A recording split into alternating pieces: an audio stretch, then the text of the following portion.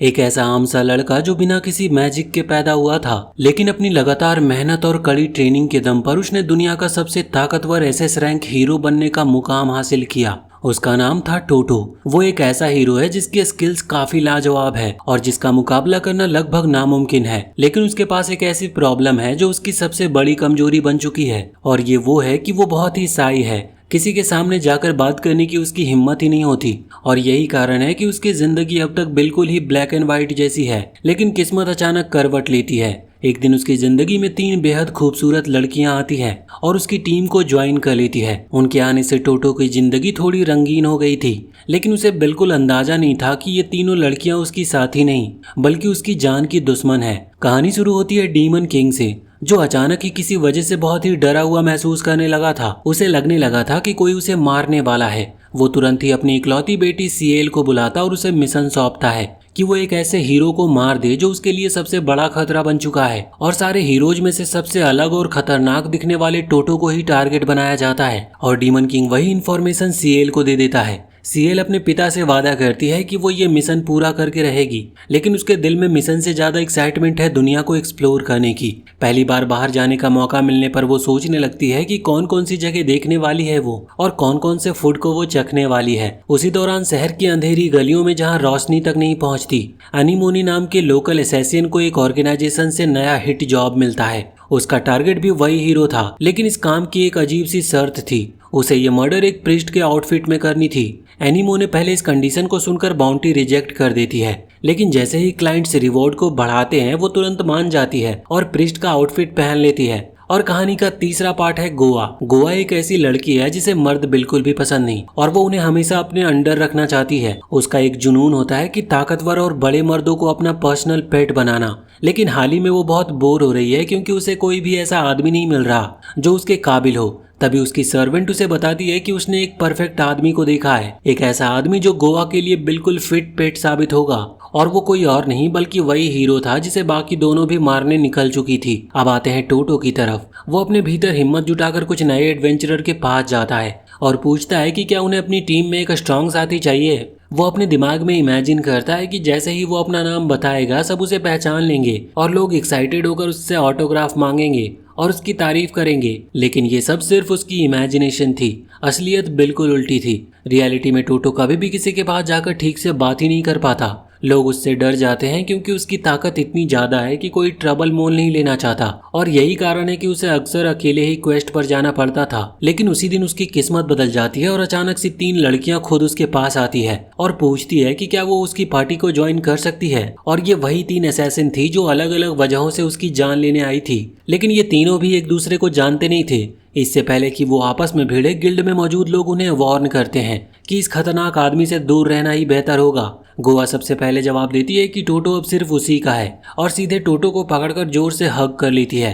टोटो का दिमाग वहीं पर शॉर्ट सर्किट हो जाता है और वो उसी पल बेहोश हो जाता है। लोग सोचते हैं कि क्या टोटो मर गया। लड़कियां हैरान थी, लेकिन गिल्ड के रेगुलर बिल्कुल भी परेशान नहीं होते। वो हंसकर कहते हैं कि टोटो बहुत ही सही है और अगर कोई औरत उसे छू ले तो वो तुरंत ही बेहोश हो जाता है। गोवा और एनिमोने को ये जानकारी बहुत इंटरेस्टिंग लगती है। सीएल सबसे पहले आगे बढ़ती है और वो अपना डार्क मैजिक एक्टिवेट करती है और बेहोश पड़े टोटो को कंट्रोल करके हवा में उड़ जाती है ताकि उसे टाउन से बाहर ले जाकर खत्म कर सके। वहीं गोवा और एनिमोने भी पीछे पीछे तेजी से उसके पीछा करती हैं और खुश होती हैं कि अब उन्हें फुल पावर इस्तेमाल करने का मौका मिलेगा। एनिमोने, जिसकी खास स्किल्स गन मैनिफेस्ट करना था, तुरंत ही एक ग्रेनेड मशीन गन समन करती है और वो सीएल पर दाग देती है। लेकिन सीएल यहाँ पर डिफेंसिव मैजिक को एक्टिवेट करके अपने आप को और टोटो को बचा लेती है। फिर वो नीचे उतरकर एनिमोने से लड़ने लगती है और सेक्रेटली एक समनिंग सर्कल एक्टिवेट कर देती है। लेकिन इससे पहले कि दोनों की लड़ाई शुरू हो, गोवा भी वहां पर पहुंच जाती है और बीच में कूद जाती है। गोवा यहाँ पर अपनी कॉन्कोशन निकालती है जिससे उसे फायदा मिलने की उम्मीद थी। सीएल एनिमोने से पूछती है कि उसका मकसद क्या है, और यहाँ पर थोड़े बात करने के बाद दोनों रियलाइज करते हैं कि उनका टारगेट एक ही है। गोवा बीच में मेडिएशन करती है और कहती है कि क्यों ना यहाँ पर टेम्पोररी एक सुलह कर लिया जाए।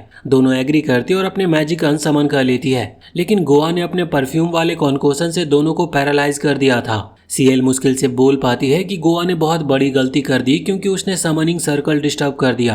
अब सर्कल कंट्रोल से बाहर हो चुका है और उसमें से एक डार्क स्पाइडर ड्रैगन निकल आता है जो आतंक मचाने ही वाला था कि गोवा भागने की कोशिश करती है, लेकिन सीएल और एनिमोने उसे पकड़कर एंटीडोट मांगती है। तीनों की हालत इतनी खराब हो जाती है कि लगता है मौत अब पक्की है, लेकिन तभी टोटो वहां पर आ जाता और ड्रैगन का सिर सिर्फ एक पंच से ही उड़ा देता है। उसकी इतनी स्ट्रेंथ को देखकर तीनों लड़कियां दंग रह जाती है, लेकिन जैसे ही वो उनकी ओर मुड़ता है उनकी एक्साइटमेंट तुरंत ही खत्म हो जाती है। फिर वो तीनों टोटो को हग कर लेती है, जिससे टोटो एक बार फिर से बेहोश हो गया था। सीएल सजेस्ट करती है कि आज के लिए उसे छोड़ देते हैं क्योंकि उसका मैजिक खत्म हो चुका है और उसे टोटो थोड़ा चार्मिंग भी लगता है। इसमें बाकी दोनों लड़कियां भी एग्री करती है क्योंकि टोटो ने उसकी जान बचाई थी। असैसिनेशन फिलहाल टल जाता है और वो साथ में लंच प्लान करते हैं। सिटी लौटने के बाद वो सीएल का फेवरेट डिजर्ट खाते हैं। गोवा प्रपोज करती है कि सबको प्रॉपरली इंट्रोड्यूस होना चाहिए। सीएल कहती है कि वो मेड बनना चाहती है। एनिमोने अपने आप को एक प्रीस्ट बताती है जो हेल्पलेस लोगों की मदद करने निकली है। गोवा कहती है कि वो एक डांसर है जो बस मजे लेने आई है। टोटो अपने दिमाग में इमेजिन करता है कि वो कूल तरीके से कहेगा कि वो डीमन लॉर्ड को हराने निकला है और इन तीनों की रक्षा करेगा, लेकिन रियलिटी में वो एक वर्ड भी नहीं बोल पाता। गोवा यहाँ पर फिर से उसे हग कर लेती है और एक बार फिर से वो बेहोश हो जाता है। टोटो के बेहोश रहते तीनों असैसिन अपने असली परिचय देती है।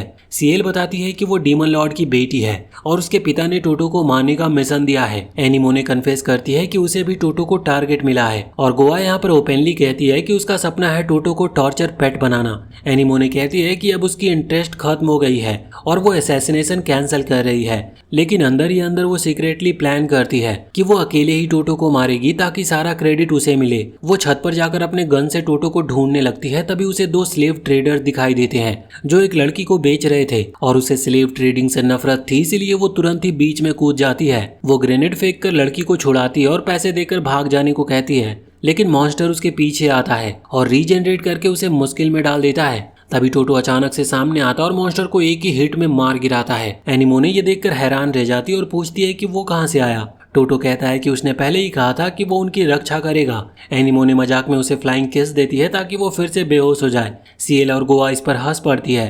एनिमोने बताती है कि उसने मॉन्स्टर को जानबूझकर नहीं मारा क्योंकि वो नहीं चाहती थी कि उस मासूम लड़की के सामने खून खराबा दिखे। गोवा और सीएल फिर से आर्ग्यू करने लगते हैं और वेपन निकाल लेती है, तो गोवा उन्हें रोकती है कि टोटो को डिस्टर्ब मत करो। यहाँ पर सीएल सजेस्ट करती है कि क्यों ना फाइट को गेम और स्नैक से सेटल किया जाए। एनिमोने पहले तो मना करती है, लेकिन फिर बाहर रह जाने के डर से सेमलेसली ज्वाइन भी कर लेती है। टोटो उठकर सोचता है कि ये सब एक सपना है, लेकिन हकीकत ये है कि तीनों लड़कियां उसके पास सो रही होती है और वो शौक से एक बार फिर से बेहोश हो जाता है और इस तरह से उनकी एक यूनिक टीम बनती है। गोवा सबसे देर में उठती है और जब टोटो को बेहोश पड़ा देखती है तो कहती है कि वो उससे भी ज्यादा लेजी है। एनिमोने मजाक में कहती है कि शायद अब उन्हें टोटो को मारने की जरूरत ही नहीं, क्योंकि अगर ये सिलसिला ऐसा ही चलता रहा तो साई हीरो टोटो नाक से खून बहते बहते खुद ही मर जाएगा। तीनों में से कोई भी ये अलाउ करने के लिए तैयार नहीं था कि दूसरा हीरो को खत्म करे। जैसे ही माहौल थोड़ा टेंस होता है, तीनों अपने अपने वेपन निकाल लेते हैं ताकि जरा भी मौका मिले तो वो हीरो को वहीं पर खत्म कर दे। सीएल सबसे पहले बोल उठती है। वो गोवा और एनिमोने दोनों को पीछे हटने को कहती है, ये दावा करते हुए कि वही सबसे ज्यादा डिजर्विंग है,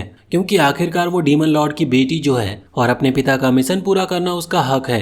तो यहाँ पर एनिमोने जवाब देती है कि उसे डीमन रॉयलिटी की परवाह नहीं, उसके पास 99.99% का फ्लॉलेस सक्सेस रेट है। एक असैसिन के तौर पर अगर किसी को ये काम करना चाहिए तो वही है और बाकी दोनों उसके रास्ते से हट जाएं। आखिर में गोवा जोर से हंसते हुए बोलती है कि प्लेजर पैलेस के मालिक होने के नाते अल्टीमेट प्लेजर का अधिकार उसी का है और सबसे बड़ा प्लेजर यही होगा कि वो टोटो जैसे स्ट्रॉन्ग मैन को अपना पर्सनल पेट बनाए। तीनों लड़कियां एक डेडलॉक में खड़ी हो गई थी। हवा भारी हो चुकी थी और अगर एक चिंगारी भी पड़ती तो युद्ध शुरू हो जाता, लेकिन तभी हीरो टोटो धीरे धीरे होश में आने लगता है। वो आंखें मलते हुए उठकर बैठ जाता और जैसे ही देखता है कि तीनों लड़कियां उसे घूर रही है तो वो अचानक ही बहुत हैरान होता है और एक पल के लिए वो तीनों लड़कियां भी अपना मिशन भूल गई और लगभग एक साथ बोल पड़ती है कि गुड मॉर्निंग। और ये आवाज टोटो के लिए एक डेथ सेंटेंस साबित होती है। उनकी आवाज, उनका अटेंशन इतना काफी था, उसका चेहरा लाल पड़ गया और फिर से वो जमीन पर ढेर होकर बेहोश हो गया। उन तीनों ने एक दूसरे को घूर कर देखा और आखिरकार तय किया कि फिलहाल अपना मिशन पोस्टपोन कर देती हैं और अब वो ध्यान अपने नए एडवेंचर पर देंगे। अगली सुबह जैसे ही सब निकलने लगे, गोवा यूजुअल की तरह सबसे ज्यादा एक्साइटेड और नॉइजी थी। उसकी एनर्जी इतनी हाई थी कि सीएल और एनिमोने दोनों ने अपने सिर पकड़ लिए, ये शिकायत करते हुए कि सुबह सुबह इतना शोर करना बिल्कुल टॉर्चर के समान है। गोवा उनके बातों पर हल्का हंसी मजाक करते हुए जवाब देने लगती है और देखते ही देखते तीनों में एक हल्का फुल्का आर्गुमेंट छिड़ जाता है। इसी बीच हीरो टोटो उन्हें देखता रहा और सोचने लगा कि क्या वो सच में इन 3 प्रिंसेस के साथ सरवाइव कर पाएगा। और आज ही वो 2 बार बेहोश हो चुका था और दिन भी अभी बहुत लंबा था। सीएल ने अचानक नोटिस किया कि टोटो कुछ ज्यादा ही टेंस लग रहा है। उसने उससे पूछा कि सब कुछ ठीक है। गोवा और एनीमोने ने भी कंसर्न दिखाया। ये टोटो के लिए पहली बार था जब किसी ने जेन्युइनली उसकी परवाह दिखाई थी। उसने मन ही मन कसम खाई कि वो इन तीनों की एक्सपेक्टेशंस पर हमेशा खरा उतरेगा। एडवेंचर पर निकलने से पहले टीम एडवेंचर्स गिल्ड पहुंची और वहां पर रजिस्टर करने की प्रोसेस के दौरान उन लड़कियों ने टोटो को अपना लीडर घोषित कर दिया। और टोटो के लिए ये बहुत बड़ी बात थी, लेकिन जैसे ही उसे रिसेप्शनिस्ट से इंटरेक्ट करना पड़ा, उसकी सोशल एंजाइटी ट्रिगर हो गई और वो वहीं पर बेहोश हो गया। लड़कियां घबराकर उसे उठाने लगी और जब आखिरकार वो होश में आया तो वो लड़कियां उसे समझाने लगी कि अब जब वो ऑफिशियली उनका लीडर है तो उसे लीडर की तरह एक्ट करना होगा। भले ही वो साई हो, लेकिन पार्टी को गाइड करने की जिम्मेदारी उसी की है। रिसेप्शनिस्ट ने उनके पेपर वर्क पूरा करके उनकी पार्टी को अप्रूव कर दी।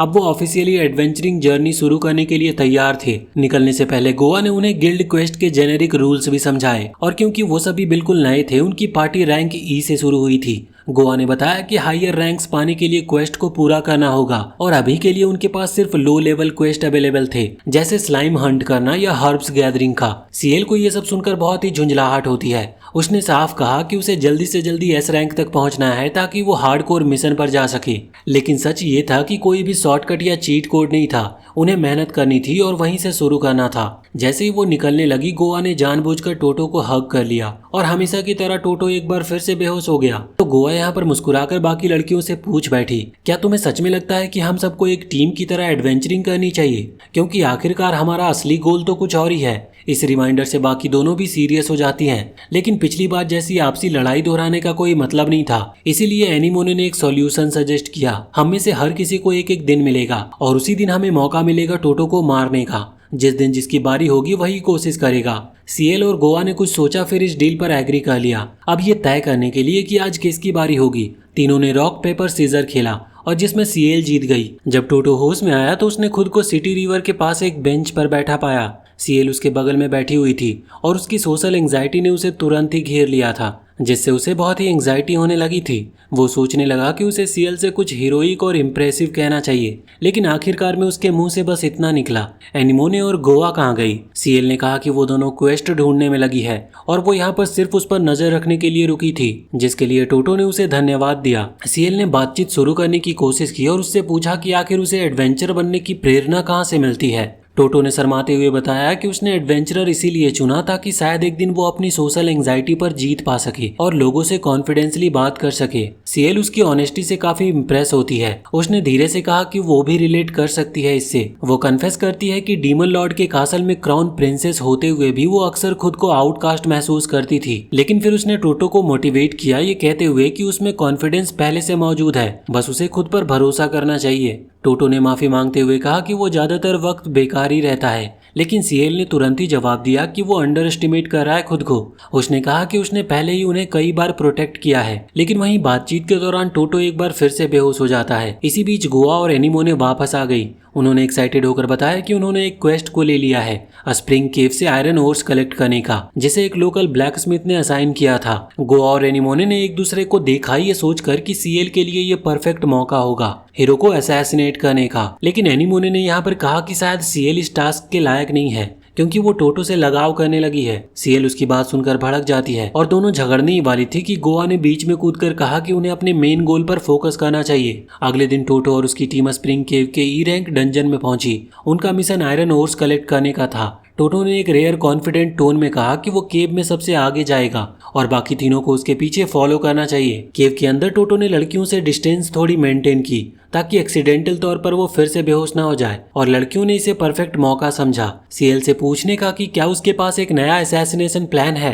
सीएल ने कहा कि वो अपनी स्ट्रेटेजी स्पॉइल नहीं करेगी। एनीमोने ने गुस्सा किया कि शायद सीएल कोई वेबरन या गोलेम समन करने वाली है। सीएल ने डिसमिस करते हुए कहा कि वो इतना एक्सट्रीम नहीं करेगी। उसने रिवील किया कि उसका प्लान स्लाइम्स पर आधारित है, जिससे एनीमोने और गोवा दोनों ही हैरान हो गई। कुछ देर में वहां पर स्लाइम स्पॉन हुए और हीरो ने कुछ ही सेकंड में सभी को नष्ट कर डाला। एनीमोने और गोवा निराश होकर सीएल की तरफ देखती है। सीएल ने यहाँ पर एक्सप्लेन किया कि उसने स्लाइम्स का इस्तेमाल एक टेस्ट के तौर पर किया था, क्योंकि उसने ऑब्जर्व किया था कि टोटो ने अब तक ड्रैगन और बाकी क्रिएचर को बेयर हैंडेड लड़ाई में हरा दिया था। उसने कभी अपने वेपन इस्तेमाल नहीं किए थे और स्लाइम्स के जरिए उसने कंफर्म किया कि उसकी थ्योरी सही थी।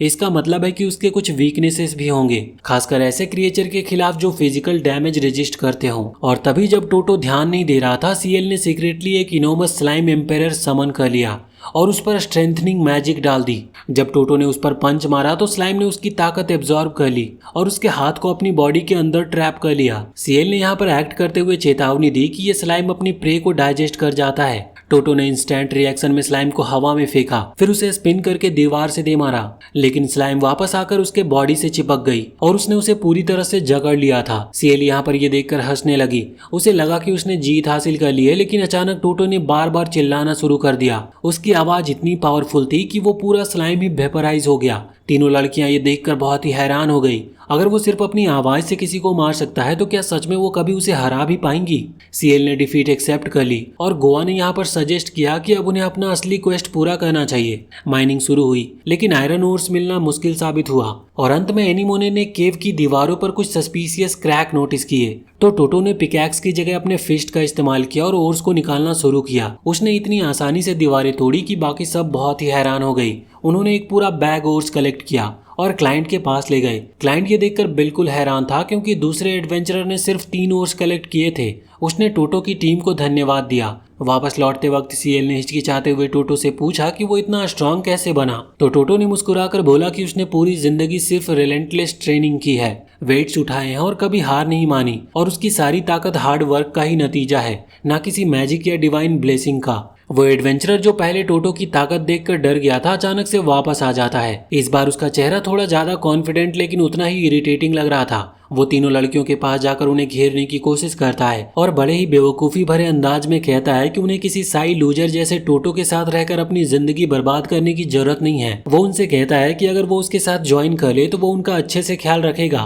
उन्हें लग्जरी दिलाएगा और कंफर्ट देगा, और डेंजरस मिशंस में भी वो उन्हें प्रोटेक्ट करेगा। लेकिन जब वो लड़कियां उसे ऐसे घूरती है तो उसका चेहरा ही उतर जाता है। उसकी सांसें तेज हो जाती है और चेहरा पसीने से भीग जाता है और कुछ ही पलों में उसकी टांगे भी कांपने लगती है। और फिर अचानक वो वहीं पर खड़ा खड़ा अपनी पैंट भी गीली कर देता है। शर्म और डर से उसकी हालत इतनी खराब हो जाती है कि वो बिना एक शब्द कहे अपनी जान बचाकर वहां से भाग निकलता है। लड़कियां फिर आराम से टोटो की तरफ मुड़ती है। सीएल उससे कहती है कि उसे इस तरह की बातों से डिमोटिवेट नहीं होना चाहिए। एनीमोने भी कहती है कि दूसरों की बातों से उसकी वर्थ कभी कम नहीं होगी। गोवा अपने अंदाज में उसे थपथपाती है और कहती है कि तुम टेंशन मत लो, हम सब तुम्हारे साथ हैं। उनकी ये बातें सुनकर टोटो का दिल भर आता है। वो धीरे धीरे सिर उठाता है। वो कहता है कि वो कसम खाता है वो अपनी पूरी कोशिश करेगा और कभी भी उन्हें निराश नहीं करेगा। जैसे ही वो लोग डोसा टाउन की ओर पहुंचते हैं, गोवा शरारत से एनीमोने के कान में झुकती है और फुसफुसाकर पूछती है कि अब जबकि सीएल का एसेसिनेशन अटेम्प्ट फेल हो चुका है तो अगला टर्न किसका होना चाहिए। तो एनीमोने बिना देरी किए कह देती है कि ऑब्वियस है अब उसकी बारी है, लेकिन गोवा मानने से इनकार कर देती है और याद दिलाती है कि उन्होंने पहले तय किया था कि टर्न्स हमेशा रॉक पेपर सीजर से ही डिसाइड होंगे।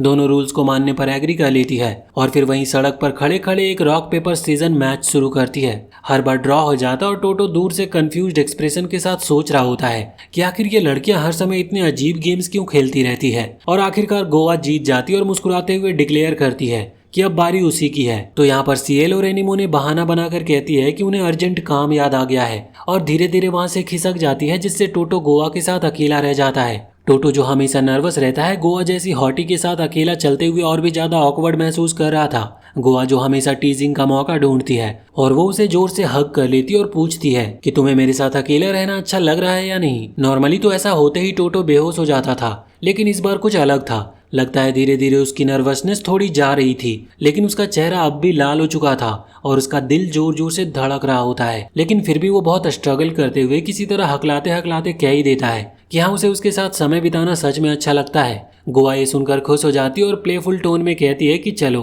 फिर वो दोनों साथ में लंच करेंगे। टोटो ये सुनकर हैरान हो जाता है और सोचता है कि शायद गोवा उसे डेट पर ले जा रही है, और गोवा भी कहती है कि हाँ, ये सच में डेट ही है। इतना सुनते ही बेचारा वो हीरो फिर से फेंट होकर जमीन पर गिर पड़ता है। जब टोटो होश में आता है तो गोवा उसे कोजी लोकल बार में ले आई होती है। वहां से उसे एक ड्रिंक देती है, एक ऐसा ड्रिंक जिसमें गोवा ने अपने सस्पिशियस कॉन्कोशन मिलाए होते हैं। गोवा एक्साइटेड होकर इंतजार करती है कि उसका मिक्सचर इफेक्ट दिखाएगा, लेकिन कुछ भी होता नहीं। वो टोटो की आंखों में घूर कर देखने लगती है, ये सोचते हुए कि अब हेलुसिनेशन या डिजीनेस शुरू होगा। लेकिन टोटो बस ऑकवर्डली सोचता है कि शायद गोवा चाहती है कि वो कुछ बोले, क्योंकि ये डेट है। अपने दिमाग में वो हीरोइक और चार्मिंग लाइंस रिहर्स करता है, लेकिन असल में तो उसके चेहरे पर एक अजीब सा कॉन्स्टिपेशन वाला एक्सप्रेशन था। गोवा सोचती है कि उसका कॉन्कोशन असर दिखा रहा है, लेकिन हकीकत में ये बस टोटो की हमेशा की ऑकवर्डनेस होती है। गोवा हैरान हो जाती है कि उसका पोषण काम नहीं कर रहा, लेकिन वो हार मानने वालों में से नहीं थी। अगला राउंड वो उसे ग्रिल्ड मीट देती है, जिसमें ऐसी चीज मिली होती है जो किसी का दिमाग फ्राई कर सकते थे और वो उसे पैरालाइज कर सकते थे,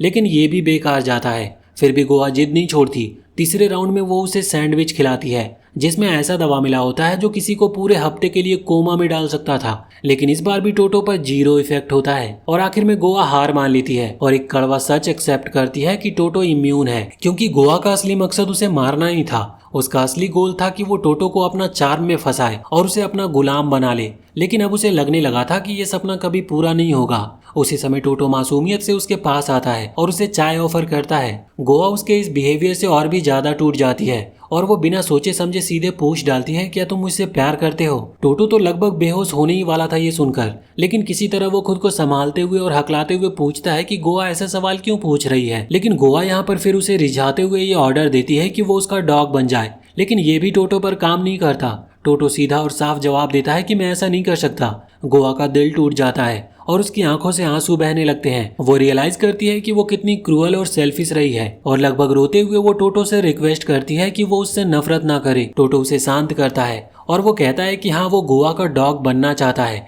लेकिन अगर वो ऐसा करेगा तो वो उसे प्रोटेक्ट नहीं कर पाएगा। उसकी जगह उसका रोल प्रोटेक्टर का होना चाहिए और बेहोश होने से रोकने के लिए वो अपने हाथ को खुद ही काट लेता है और गोवा को बताता है कि वो और बाकी दोनों लड़कियां उसके लिए उसकी जान से भी ज्यादा इंपॉर्टेंट है। उसकी ये बातें सुनकर गोवा का चेहरा खिल उठता है। वो उसे अपने दिल से थैंक यू करती और प्यार से कहती है कि माय डियर हीरो। और वहीं पर टोटो फाइनली अपनी लिमिट क्रॉस करके पूरी तरह से नॉकआउट हो जाता है। बाद में जब टोटो उठता है तो गोवा उसके सामने खड़ी थी। उसके हाथ पर अब बैंडेज लगा होता और उस पर एक छोटा सा फूल भी रखा गया था।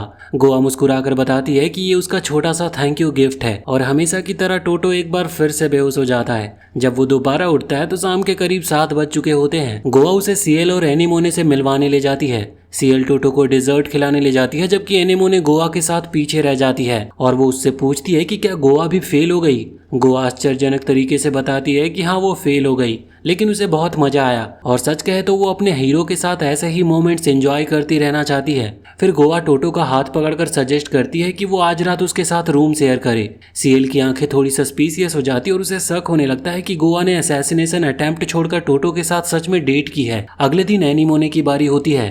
गोवा प्रपोज करती है कि टर्न हमेशा उसी ऑर्डर में फॉलो होने चाहिए, सीएल, गोवा और फिर एनीमोने, ताकि गेम फेयर रहे। एनीमोने इस बात से एग्री करती है क्योंकि उसे पूरा विश्वास है कि आज वो टोटो को फाइनली असैसिनेट कर ही देगी। सीएल उससे कहती है कि उसे ऐसा नहीं लगता और फिर वो अपने अगली बारी की तैयारी करने चली जाती है। गोवा, जिसे अब साफ साफ यकीन हो चुका है कि उसके कॉन्कोशन कभी टोटो पर काम नहीं करेंगे, असैसिनेशन का आइडिया ऑफिशियली वो छोड़ देती है। अब उसका असली मोटिव बस यही है कि सीएल क्या स्ट्रेटेजी अपनाती है वो देखे। इधर एनीमोने टोटो को अकेले जंगल में हर्ब कलेक्ट करने के लिए ले जाती है। वो ये बहाना बनाती है कि गोवा और सीएल को स्टोमक पेन हो गया है और इसीलिए वो पीछे रह गई और एनीमोने यहाँ पर बिल्कुल भी छोटे मोटे बातों में अपना वक्त खराब नहीं करना चाहती थी। वहीं इधर गोवा सीएल को एक स्वीट स्पॉट पर ले जाती है जहाँ लोकल वेंडर्स की मिठाइयाँ मिलती है। सीएल खुशी खुशी मिठाइयाँ खाती और गोवा को धन्यवाद कहती है, लेकिन गोवा कहती है कि उसने मैजिक कास्ट किया है जो चार्म को रिपेल करता है। उसी वक्त एक रैंडम अजीब सा आदमी आ जाता और उनकी बातचीत को इंटरप्ट करता है।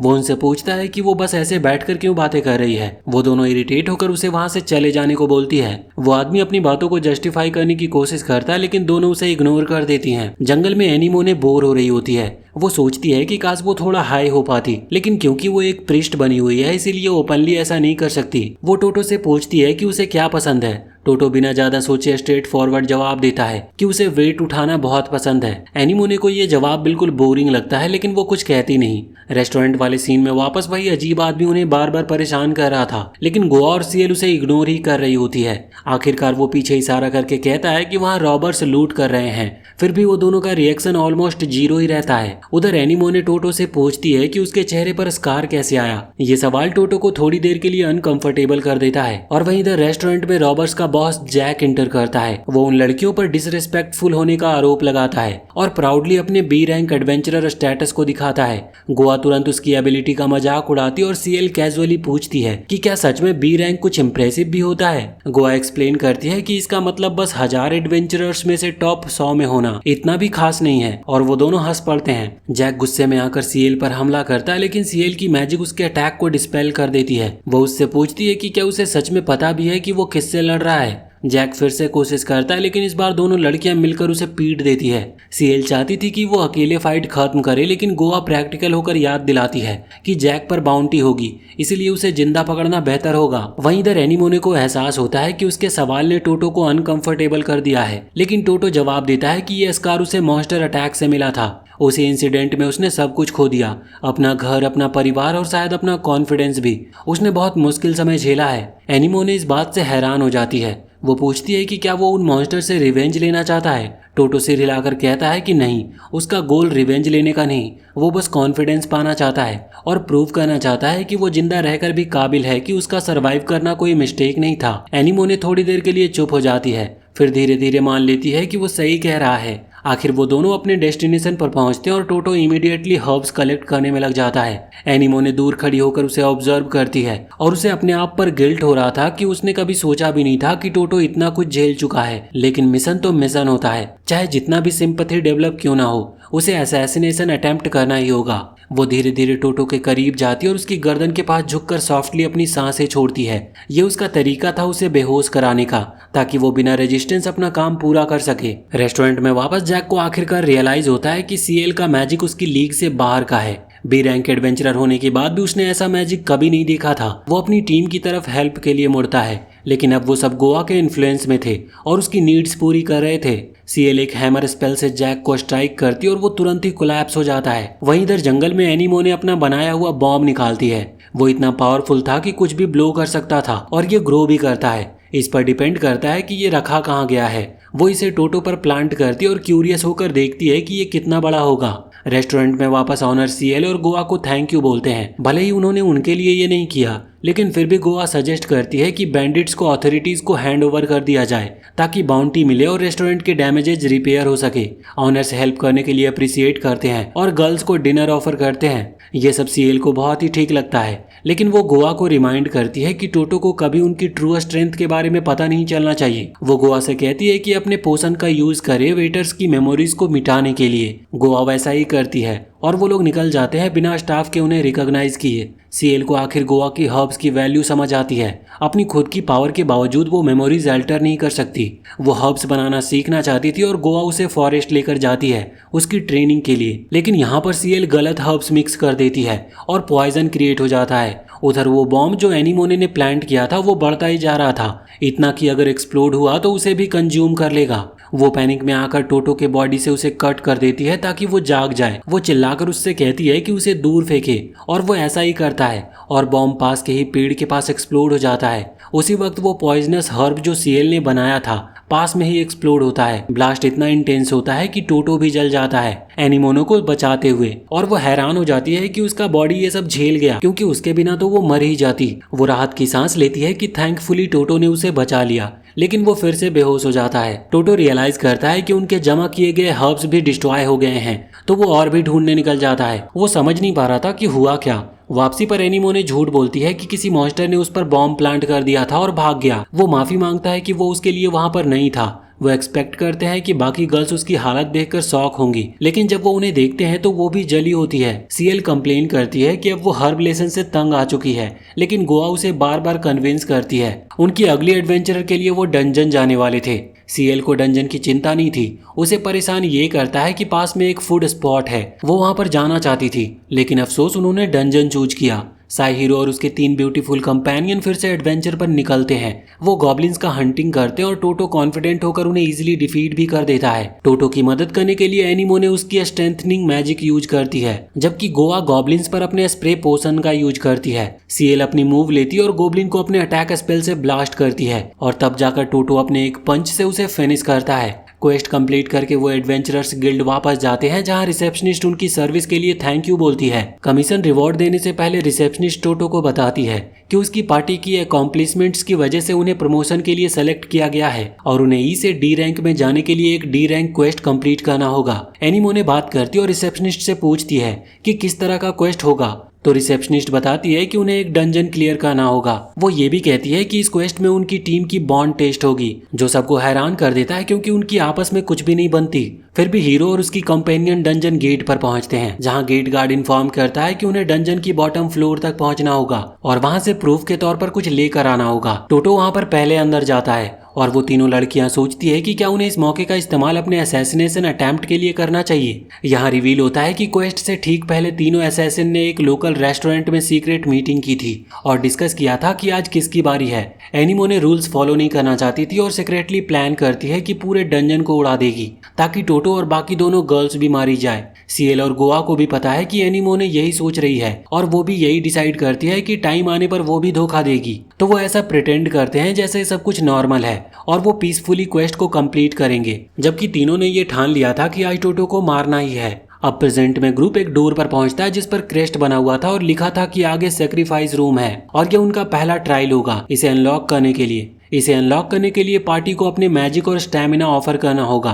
गोवा एज्यूम करती है कि एक मेज और एक अटैकर को साथ मिलकर करना होगा। अब सीएल एक मेज होने के कारण अपना हाथ डीमन हेड स्टैचू में डालती है और उसकी एनर्जी ड्रेन हो जाती है। फिर टोटो अपना हाथ डालता है और उसका स्टैमिना कंज्यूम हो जाता है और डोर खुल जाता है। डंजन ट्रायल रूम में एंटर करने के बाद टोटो देखता है कि वो अचानक इतना वीक क्यों हो गया। उसे लगता है कि डोर ने उसका स्टैमिना ड्रेन कर लिया, लेकिन सीएल इस केस में रिवील करती है कि उसने स्टैचू के माउथ में एक्स्ट्रा स्पेल प्लेस किया था, जिससे टोटो का स्टैमिना ऑलमोस्ट खत्म हो गया। वो सोचती है कि अब अटैक करने का परफेक्ट टाइम है, लेकिन एनिमोने उसके प्लान को खराब कर देती है। वो टोटो को हील कर देती है और जैसे ही सीएल उस पर अटैक करने ही वाली होती है, एनिमोने क्लियरली ऐसा करती है ताकि सीएल उससे आगे ना बढ़ जाए। गोवा सीएल को याद दिलाती है कि वो बहुत ही ऑब्वियस हो रही है अपनी ब्लड लस्ट को दिखाते हुए। गोवा उसे ये भी रिमाइंड करती है कि उन्होंने डील की है और आज टोटो पर अटैक नहीं करना था, तो अगर उसने फिर से कोशिश की तो वो रास्ते में आ जाएगी। दूर से एनिमोने सीएल को जीभ निकालकर चिढ़ाती है और उसे मॉक करती है, जिससे वो और भी गुस्सा हो जाती है।